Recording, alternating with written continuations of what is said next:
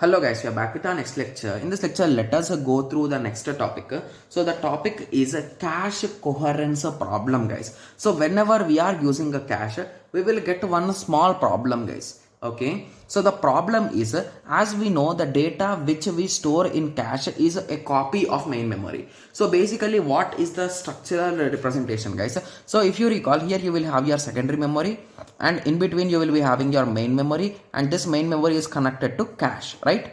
Yes, and this cache is already having direct access to CPU, and this CPU will also have access to main memory, right? Yes. So if you recall carefully, so whatever data is in cache is indirectly already in main memory, right? Yes, as we know, that's what I have written here. Hence, a multiple copies at different levels of memory, the inconsistency may occur. This problem is known as cache coherence problem. Okay, so assume that I'm working on a program, guys, and that program file is here as well as here, and I am doing some edits and I'm saving it. So whenever I am saving it, so first it will save in this, right, and later on this will affect this later on, right? Yes. So at this moment of time, if you check, this is updated one, and in this also you can find xyz.c, right? So that's the file name which we are using from the start, xyz.c. So this particular file is updated here, but it is having the older version. So this is nothing but inconsistency, guys. In databases, we'll be discussing about inconsistency in detail. Okay. So now you understand the idea, right? So what exactly they are saying is a problem. Okay. So to solve this particular problem, there are two solutions, guys. The first solution is a write through.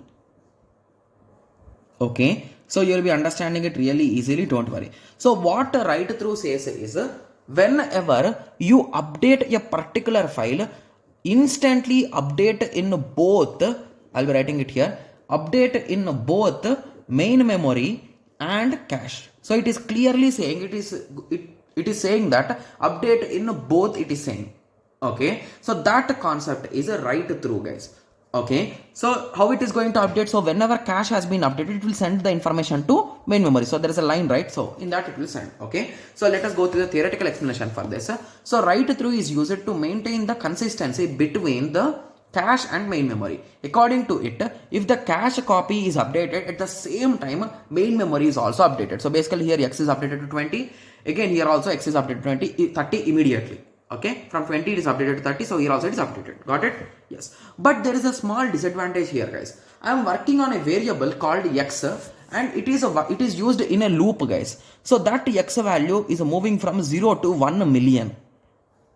Okay, so in cache it will be updated. The same process will occur in the main memory, but it is just a counting variable, right? So in that situation, updating it again and again is going to slow down your system, right? Yes, so that is the major disadvantage with respect to write through. I think that's what is written here. Yes, so the advantage here is it provides a high level of consistency. So basically both are exactly same, but the disadvantage is it requires more number of memory access. So basically if I am using a variable which is a counting variable, like it moves from 0 to million or 0 to trillion every second or every minute, so at that time it is going to waste its memory cycles and it is going to waste the time, right? And the system will be a bit slow, right? Yes. So that is the major disadvantage.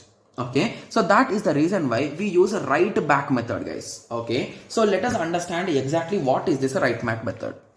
Okay, so let me draw a line. So write back.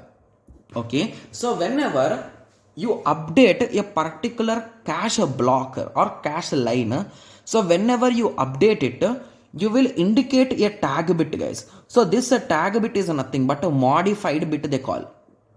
Okay, so you will place a 1 if you have updated any value. You will place a 0 if nothing is updated. So at the end, so assume that you are running a program of 10,000 lines and all the 10,000 lines have been executed and you finally saved the data here. Okay, and if you saved the data and this modified bit is a 1, before discarding this item, you will copy this item to your main memory existing slot. So now indirectly the updation is done, right? And only when the modified bit is 1, it will update. So if the modified bit is 0, it will directly discard because there is nothing to update, right? Yes. So this concept is nothing but a write back. Because it is updating it first, it is having a bit which shows that updation has been done and it will indicate the main memory, and the whole updation process will be done safely. So this concept is nothing but the write back method, guys. So these are the two popular solutions to remove or to resolve inconsistency here in cache. Okay, yes. So write back is also used to maintain the consistency between the cache and main memory. According to it, all the changes performed on cache are reflected back to the main at the end. So basically it is not going to update every second, every minute, every millisecond. It is going to update when that particular cache block is being removed from the cache. So until then it will not do any kind of updations. Okay, yes. So we maintain a bit called as modified bit. 1 indicates it is modified and 0 indicates it is not modified. So with that simple logic, we are going to identify it. Got it? Yes.